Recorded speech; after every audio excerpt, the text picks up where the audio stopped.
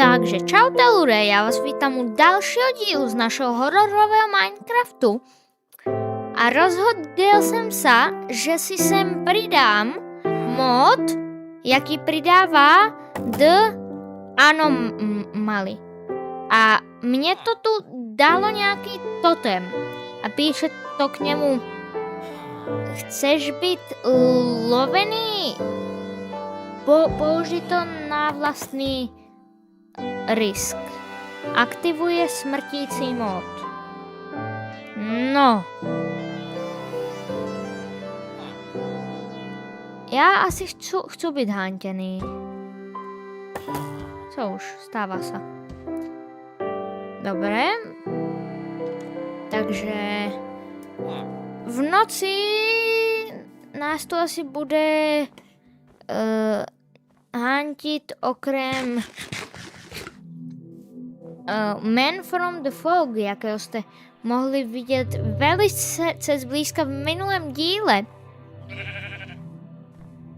A The Anomaly. Takže no, kdo ví, či tu ještě prežijeme. No, já bych si možná išel, nevím, do cavky, alebo někam možná hendým směrem sa jít kouknout. Počkajte.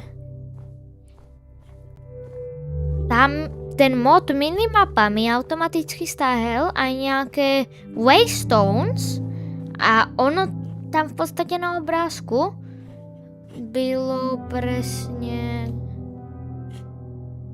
hento. Takže já se k tému přiblížím.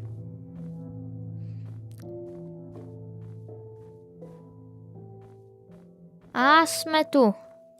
Co to je? Waystone. No. Enter Waystone. Aha. To si můžeme někam dát, ale to asi funguje iba s tou minimapou. No, tento totem si asi aktivujeme až na noc, protože v Chile jdeme do kejvky zas.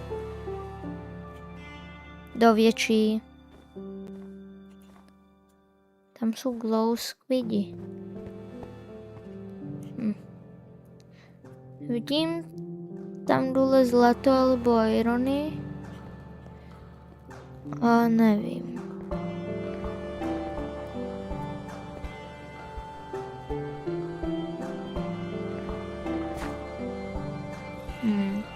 Lebo, no.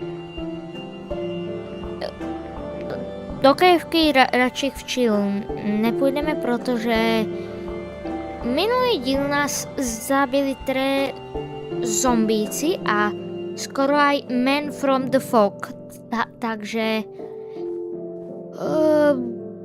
bojím se, co by mi spravil Cave Dweller alebo Dweller Prince. A The Anomaly. To bude hodně nebezpečné. V popisu módu v podstatě bylo, že mě bude stalkovat a postupně se stávat agresivnějším a agresivnějším. No. Ne, to... Hej. Moje mrkvičky už. 22 mrkviček za 1 emerald. Nevím, či si chci koupit zrovna. Chceš emeraldy, co? Nechceš. Nemám tu jiného prodajcu. Ty jsi ten nějaký Fletcher. Aha, to je ten, co dává za styky emeraldy. A to je najlepší trade?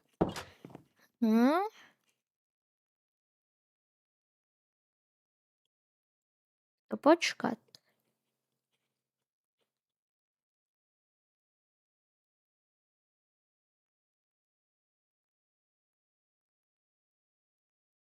Tak, sice si koupím iba jeden emerald, ale aspoň budeme mít potom za co obchodovat.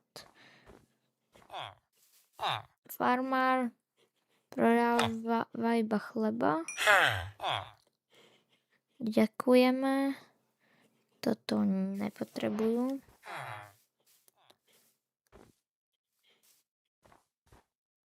Nemáme tu ještě iných oných vesničanů, jaký prodávají.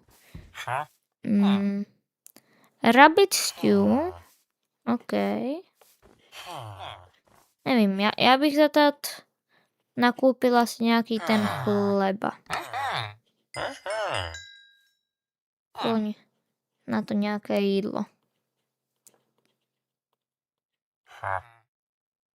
Takto, dobré. Můžeme si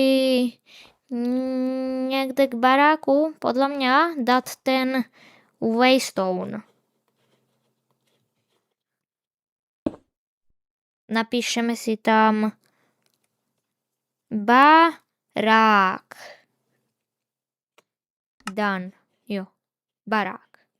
Select your destination.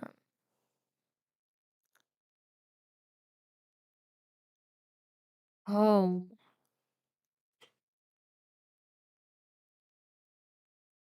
Ne, co tam mám dát? Aha, to mi ukáže cestu.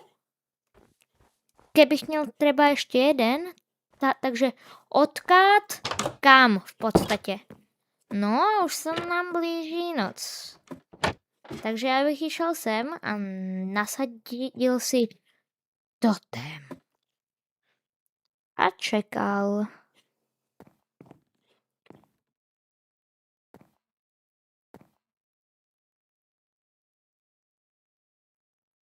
Lebo minulý díl to bylo dost nebezpečné tady. A trochu se bojím jít ven s tímto totemem. Lidé? Tam je nějaký Steve. To byl Herobrine. OK.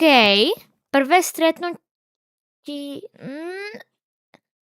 To nebyl Herobrine. To byl The Anomaly. Ale ještě v úplně prvé formě. Takže za to nám nic nespravil. Ale víme, že ten mod funguje. To je podle mě dobrá zpráva. No. Můj život v Minecraftě z toho radost mít nebude, ale vy ano. A asi a já.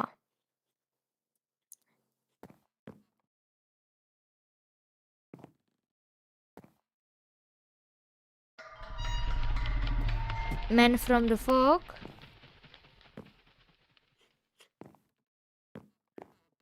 To už... Já už jich mám tak docela odhalených.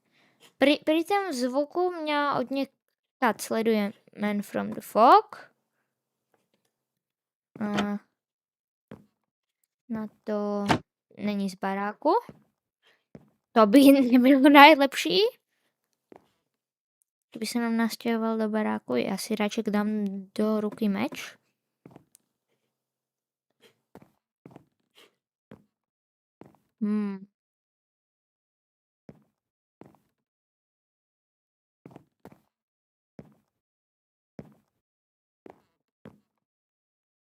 Nevím, nic víc tu nevidím.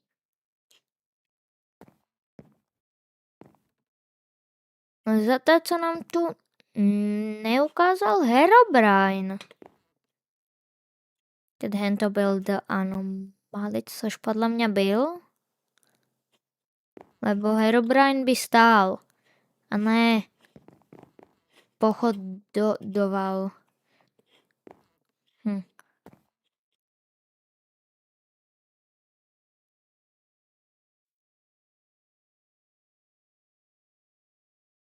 Toto je docela klidná noc. To je Enderman.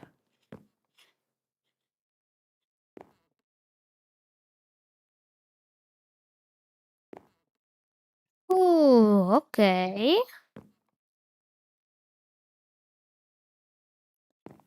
Haló, mám ten tvůj totem. Tak poprosím, pojď za mnou. Alebo ty, man from the fog.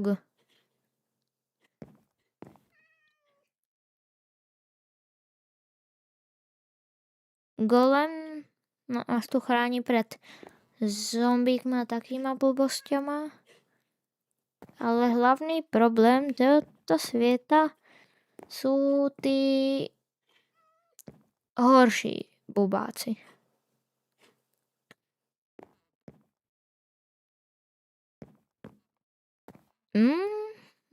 Nikoho tu nevidím.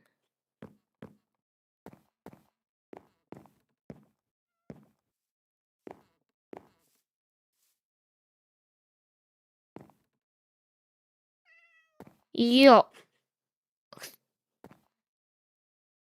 Tam je Man from the Fog. Ale on je dole hlavu? Počkat, co?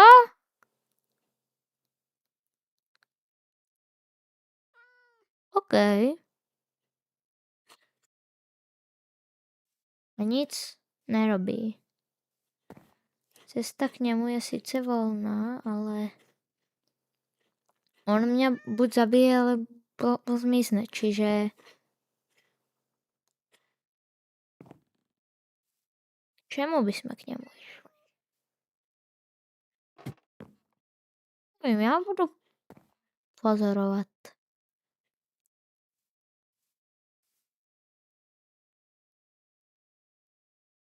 Alebo však, keďže jste to vy, tak já k němu půjdu.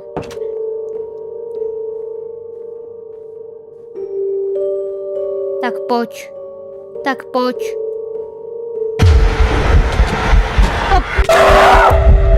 Aha.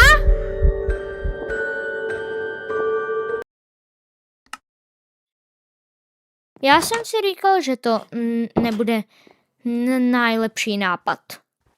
Takže minule nás zabili iba skoro. Dneska nás bohužel zabil úplně. Podle mě mám všechny důležité věci a já se nemůžu hýbat. Jo, mě se to seká. Pokusím rychle vrátit do baráčku a pokusím se poučit se a nechodit za ním. Totem si nasadím. Jo, já jsem tam někde nechal svůj kamenný krumpáč. Nevadí, máme železný.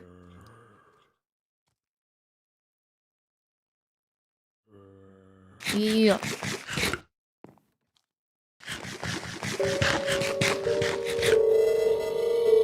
Lude, já jsem zjedel totem?